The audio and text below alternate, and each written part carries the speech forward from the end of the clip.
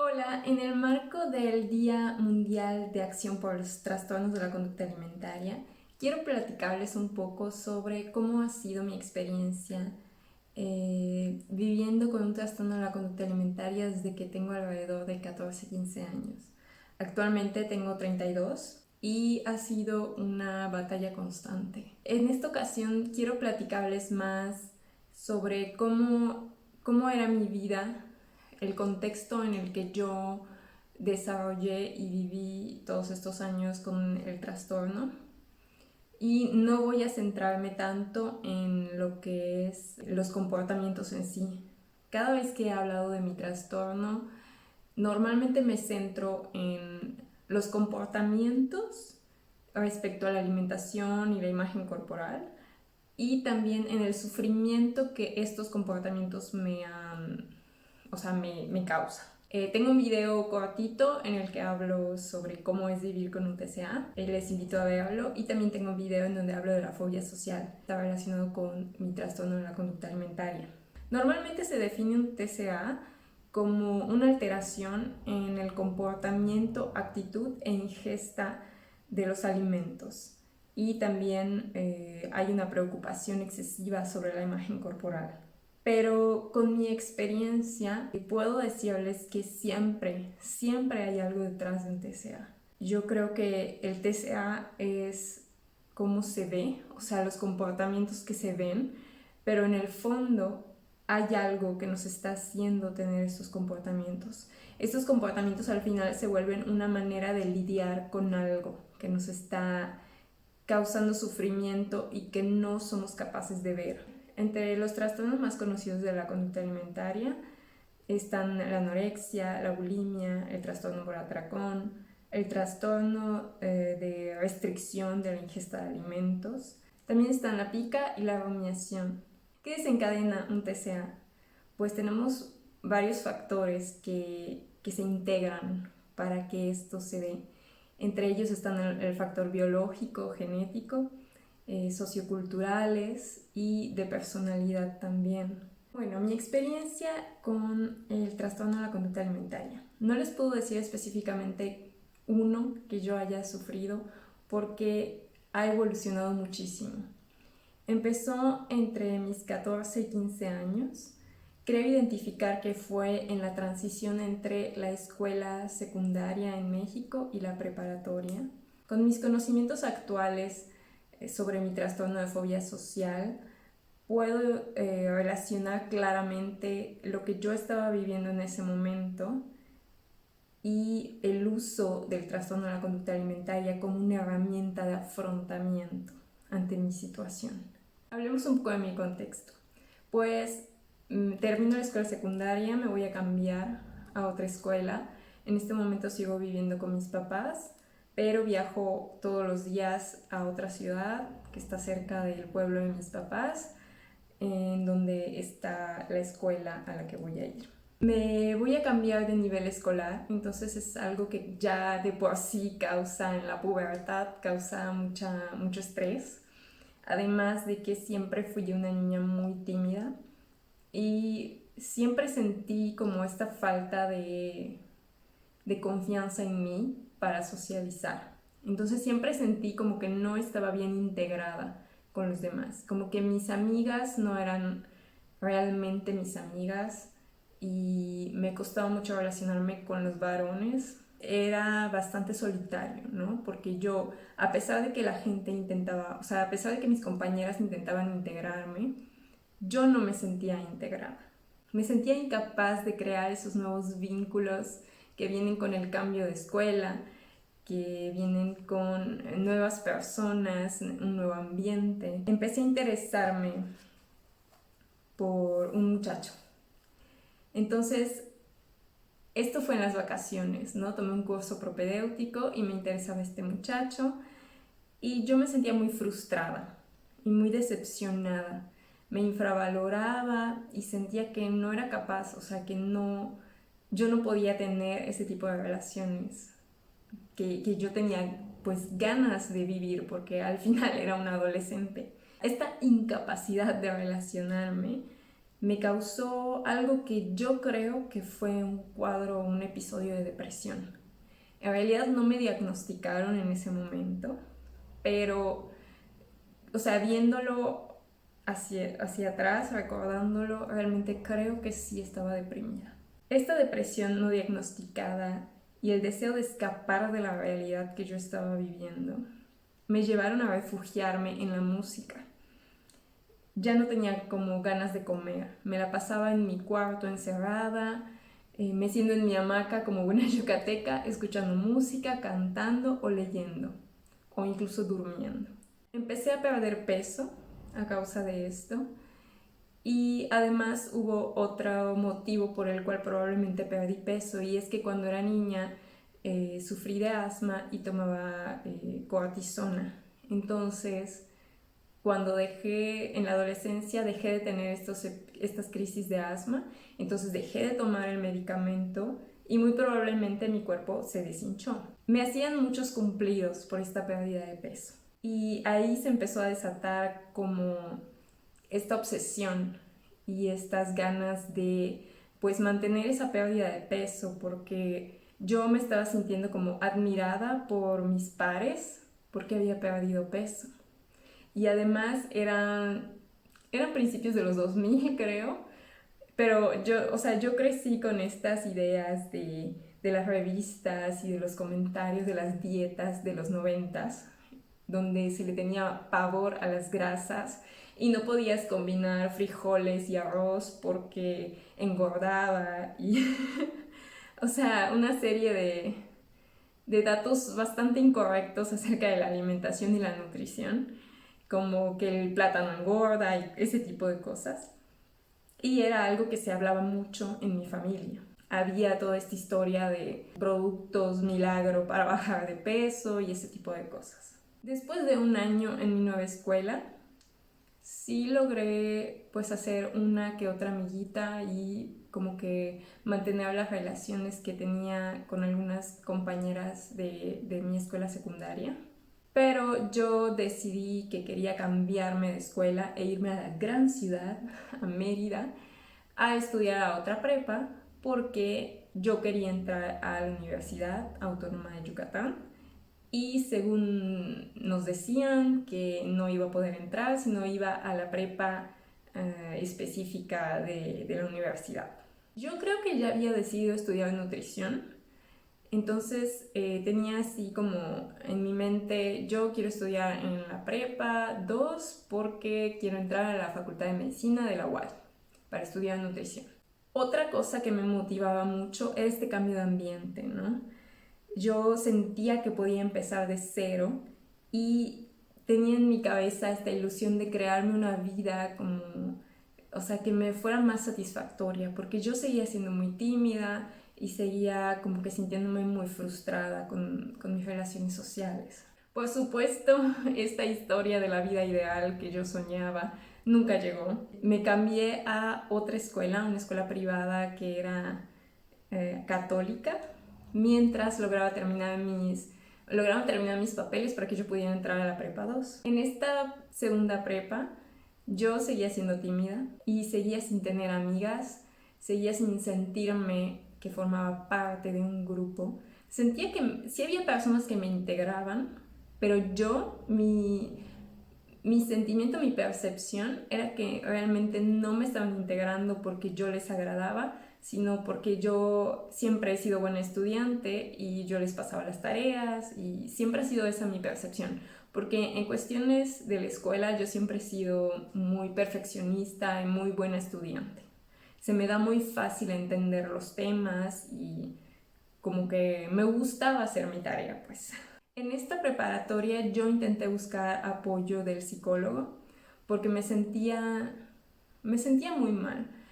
Yo creía como que con mis clases había identificado que había algo tal vez mal con mi autoestima. Creía que tenía baja autoestima y entonces fui a ver al psicólogo de la prepa pues para ver qué se podía hacer, ¿no? Para que me apoyara en eso. Recuerdo que cuando fui a verlo, lo único que hizo él fue invalidarme completamente y me dijo que en realidad sí tenía autoestima.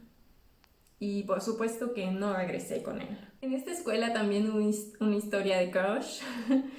También me enamoré de un chico inalcanzable y por supuesto seguía frustrada porque no lograba tener esa vida y esa integración social que yo esperaba.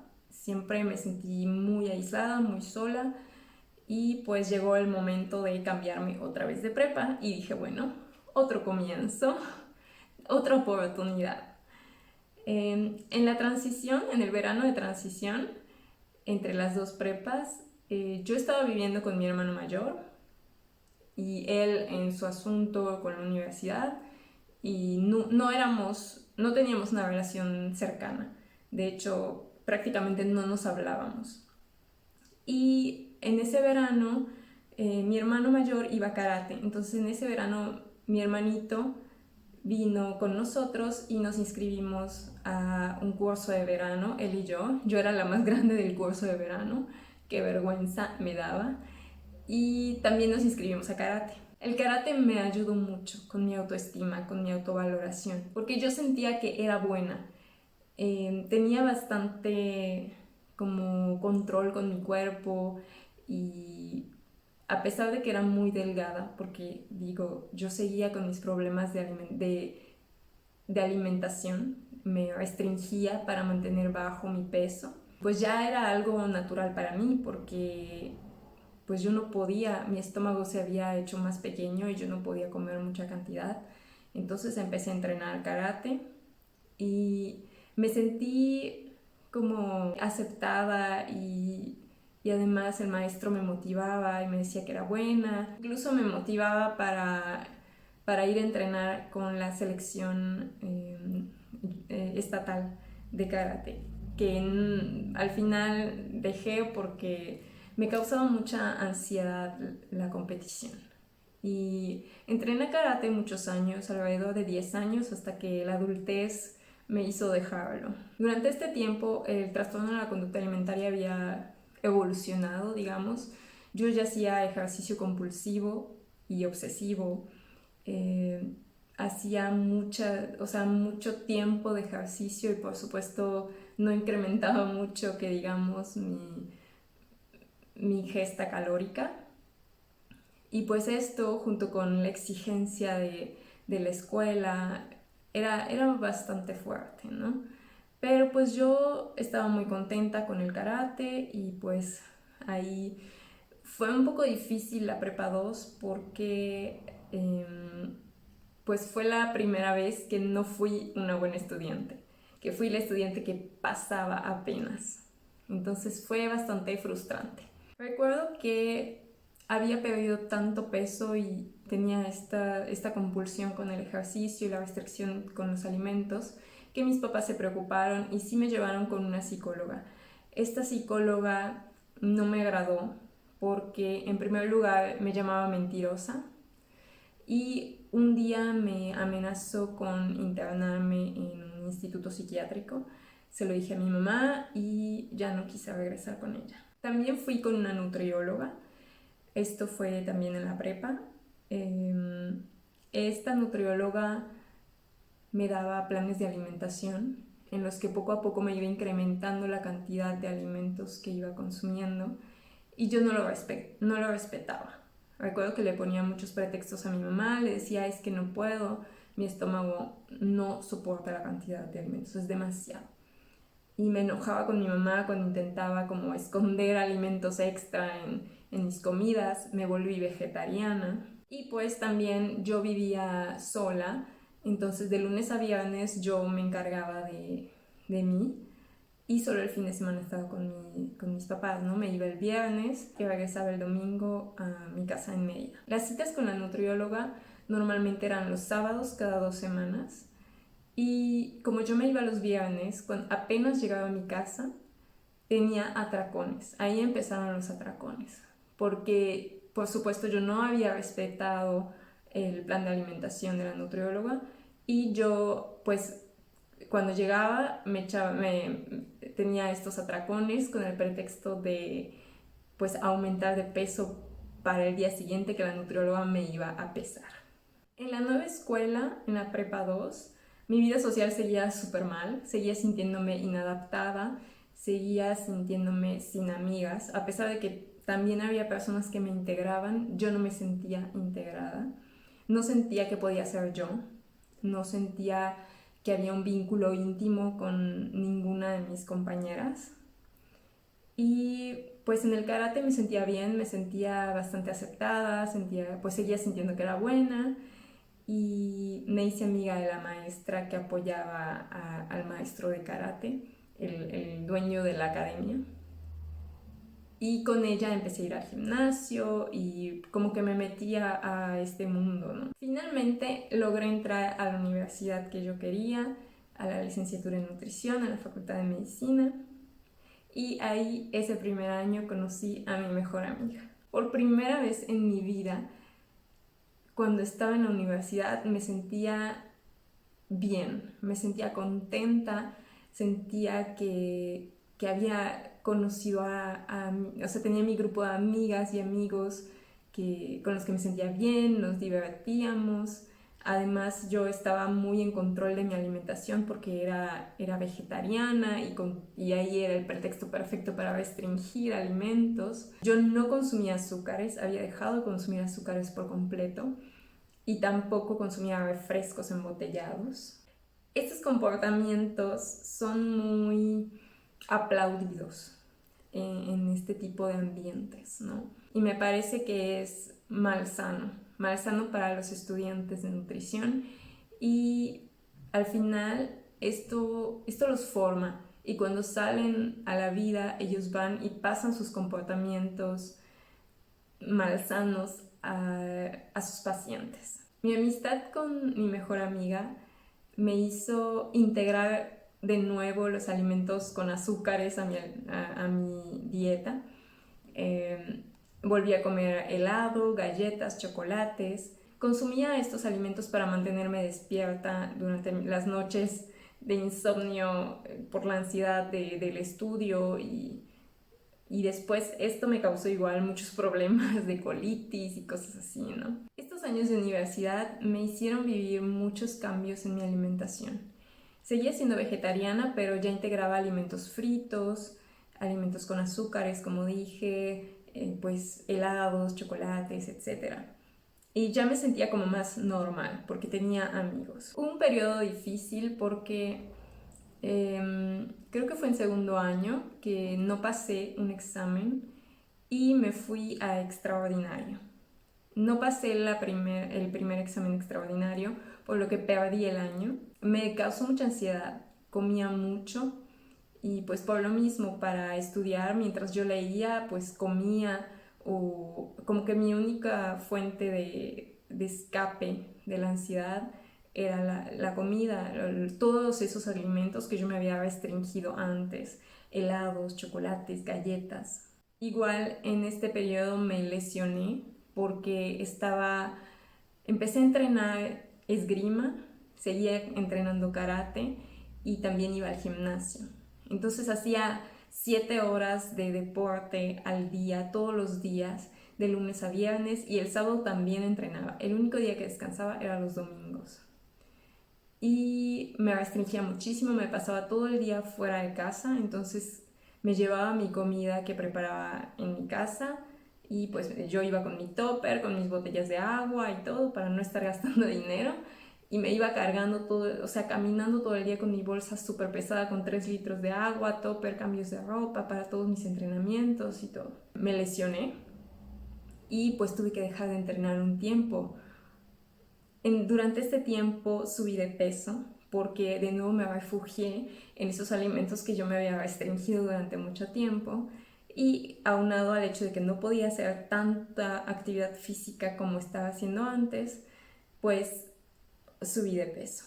Hay un episodio que me marcó mucho, que recuerdo que fui a visitar al maestro de karate y me hizo un comentario.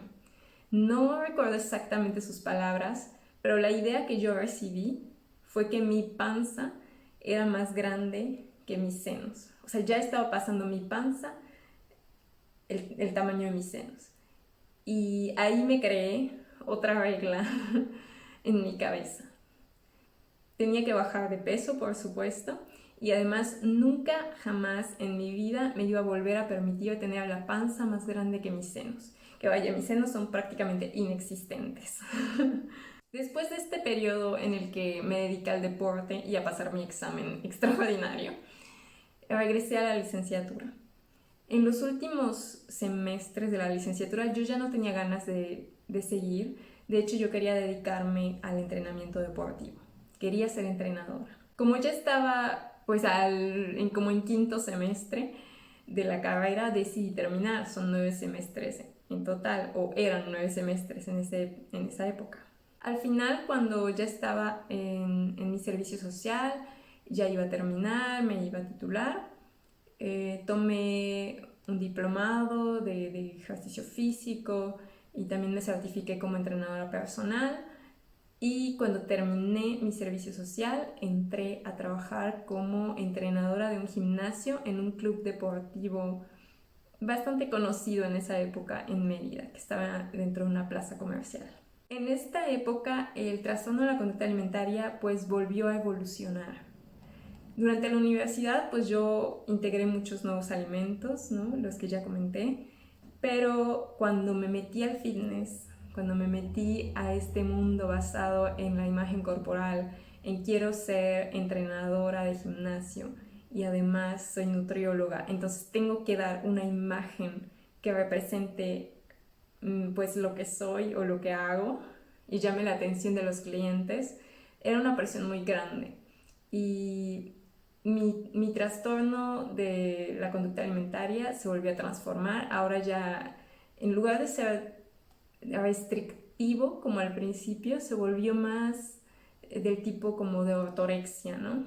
Seguía siendo vegetariana, comía 12 huevos al día, 12 claras de huevo al día, porque no me comía las yemas. Y mis papas, o sea, hechas en el microondas sin sal, no consumía nada de sal. Y ya que estaba en este mundo del fitness, abracé ahora sí los atracones, los famosos cheat days, esos días en los que te permites comer todo lo que tú quieras. Yo sentía que tenía un completo control de mi cuerpo y de mi alimentación, pues al estar con esta rutina, con el gimnasio, o sea, siempre yo me preparaba mi comida en mi casa y me la llevaba al trabajo para quedarme a entrenar y comer y todo esto. Entonces, los únicos días en los que perdí el control completamente, pero me lo permitía, eran los cheat days. Y era una pérdida de control increíble. Era comer y comer y comer todo el día y dormir. Y solo me despertaba y estando llena, volvía a comer.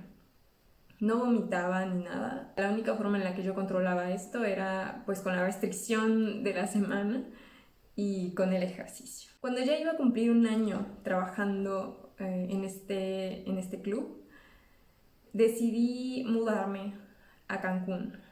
Decidí que iba a darle una oportunidad a mi trabajo como nutrióloga, porque yo estaba ejerciendo ambas profesiones al mismo tiempo, ¿no? Yo conseguía mis clientes en el gimnasio, entonces los atendía con sus dietas fuera del gimnasio y pues con eso ese era mi trabajo. Me fui a Cancún con mis ahorros y fue muy duro, fue muy duro porque fue frustrante, no conseguí nada, no, o sea, yo tenía mucho miedo, estaba desesperada, me sentía sola y empecé a tener pues atracones, atracones del Oxxo, ¿no? Ahí subí de peso porque prácticamente todos los días me daba atracones. Me restringía durante el día y en la noche ya manejaba, entonces agarraba mi coche y me iba al Oxxo y compraba un montón de cosas para darme atracones a escondidas viviendo en casa de mi tío. Así se fueron todos mis ahorros en gasolina para ir a visitar a mis papás y atracones del Oxxo. Y 3 meses después, con los bolsillos vacíos y la moral en el suelo, me regresé a Mérida. Más bien me regresé a casa de mis papás porque ya no tenía mi departamento en Mérida. Me fui a vivir a casa de una tía mientras buscaba trabajo y ahí fue cuando conocí a mi actual esposo. Regresé a trabajar como entrenadora y Ahí yo regresé mucho más confiada, con mucho más confianza en mí misma y yo sabía que a eso quería dedicarme. Entonces seguía pues como entrenadora de gimnasio y también tenía mis clientes como nutrióloga fuera. Entonces yo trabajaba literalmente de lunes a domingo y en mis horas libres atendía a otros pacientes y así. Después renuncié otra vez a mi trabajo para venir a visitar a mi esposo a Francia. Él es francés. No estábamos casados en ese momento. Me casé y me mudé a Francia. Ya no era vegetariana, pero los atracones y los vómitos se volvieron mi nueva forma de afrontamiento de la vida, ¿no? De las emociones que yo estaba sintiendo en ese momento.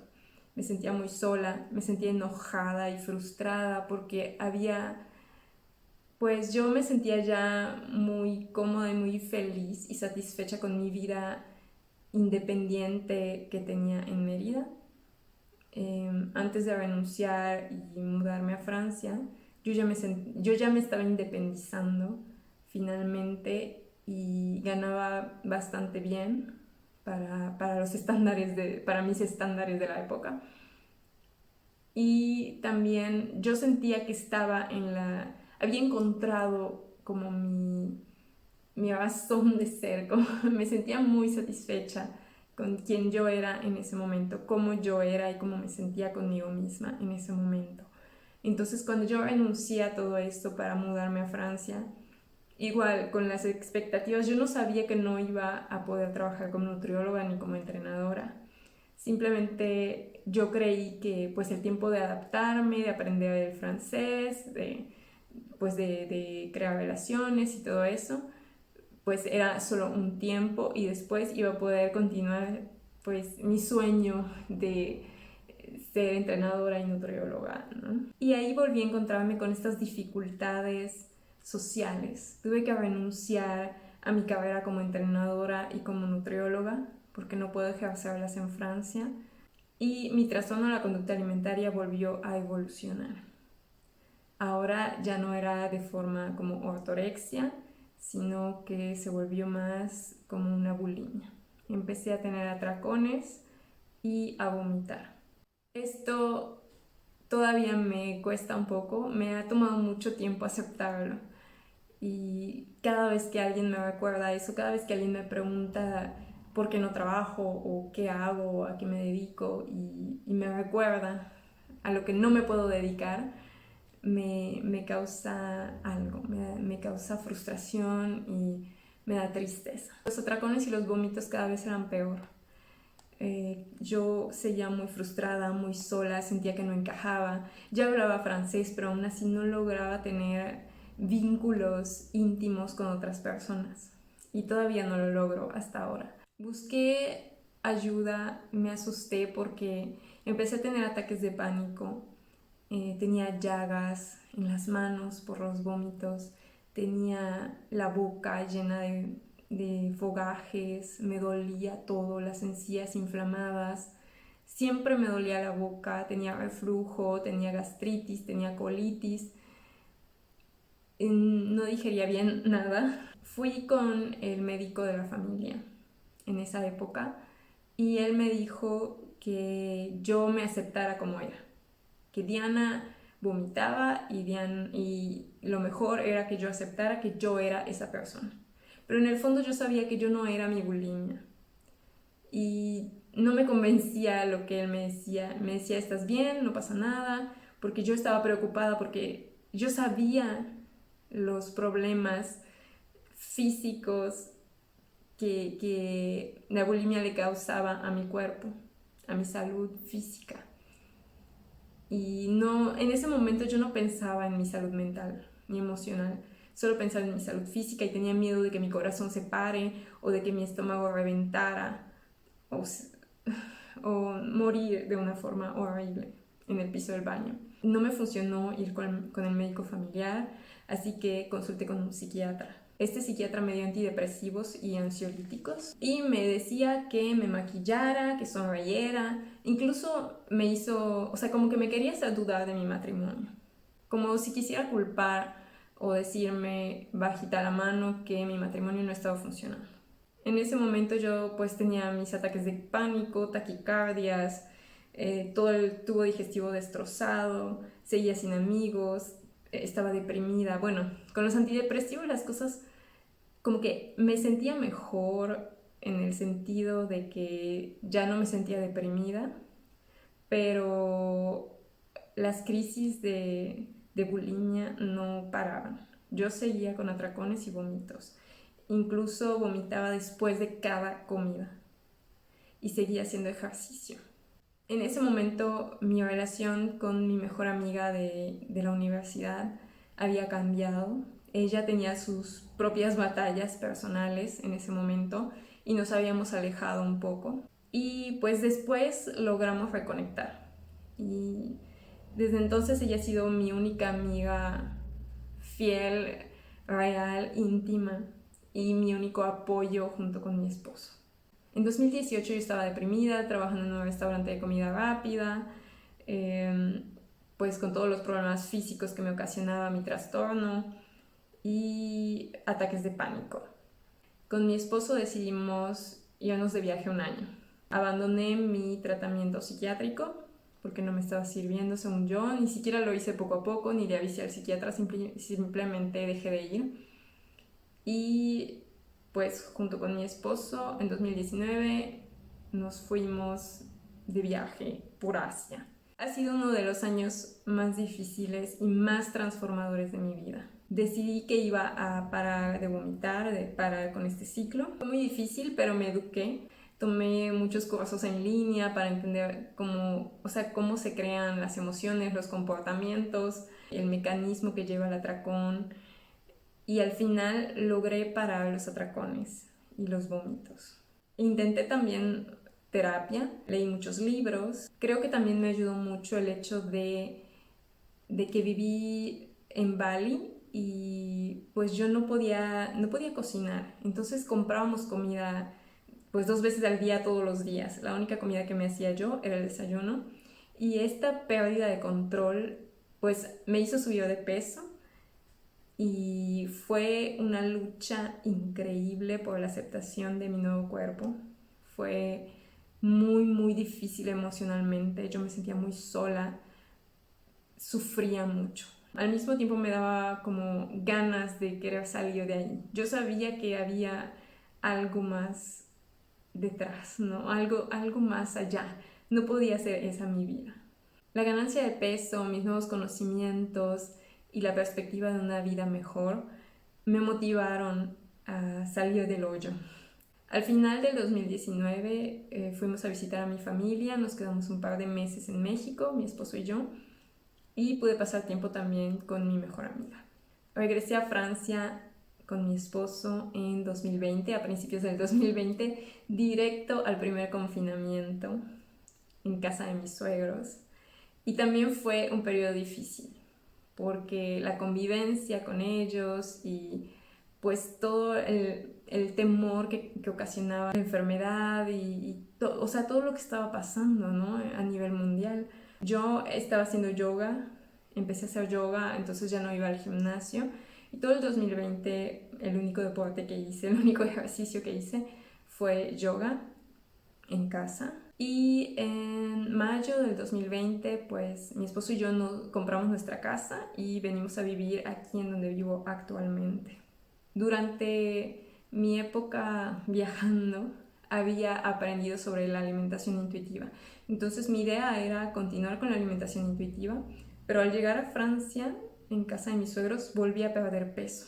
Y cuando perdí peso, junto con todo lo que involucró el 2020 para todo el mundo, incluyéndome, pues volvieron los problemas, ¿no? Volví a caer en el hoyo.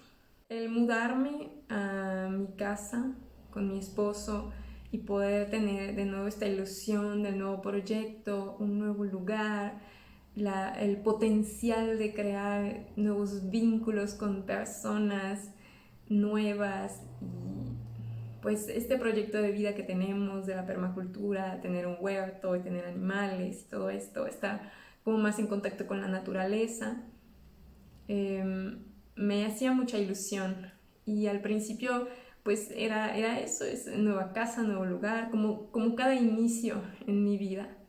Pero después me empecé a dar cuenta de que era difícil, de que estamos en un lugar aislado, de que no es fácil conocer gente aquí. Estoy pasando otro periodo difícil en mi vida, otro periodo de adaptación. Eso me ha llevado de nuevo a recaer en el TCA. En este año, en abril 2022, consulté con otra psiquiatra y ella me hizo descubrir al verdadero culpable, digamos, de toda esta historia. Y es el trastorno de ansiedad o fobia social, que tengo desde niña aparentemente. Y bueno, aquí les invito a ver el video que hice sobre la fobia social. Gracias y hasta pronto.